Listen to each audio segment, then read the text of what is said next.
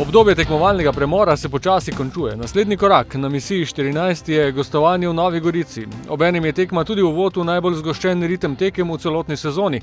Za izkušene člane ekipe nekaj, kar so v jesenskem delu sezone pogrešali, zdaj pa bodo prišli na svoj račun.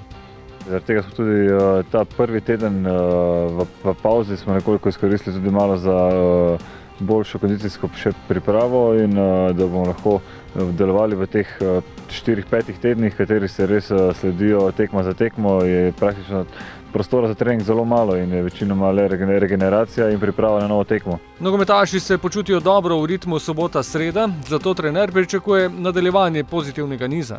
Fantje ponavljajo, da rajši igrajo, to pomeni, da izvolijo zdaj, rajši igrajo tekme.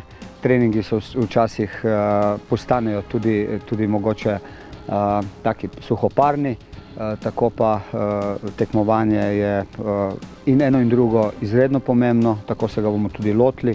Z izjemo reprezentantov sta 2 tedna potekala v znamenju okrepljenih treningov tudi medsebojne tekme, tako da je trener še bolje spoznal nekatere nogometaše tipa njegove ideje. Širok kader bo namreč do konca sezone prišel še kako prav.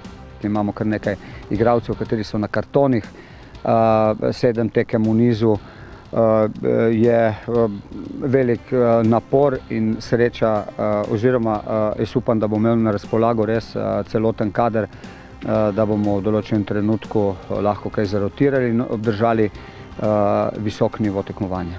Tekmi v Velenju in proti Krki sta moštvo vrnili na zmagovito pot.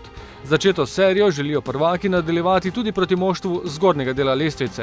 Da je Gorica dobra ekipa, to vejo vsi in da kotirajo zelo visoko letos, kljub močno spremenjeni ekipi in tako so še bolj nevarni in bo treba biti še bolj zbran in še bolj se pripraviti na takšno tekmo, še posebej po pauzi je vedno nevarna prva tekma, nikoli ne veš, kako boš reagiral na igrišču, ampak mislim, da smo že dovolj izkušeni, da odreagiramo tako, kot se od nas pričakuje.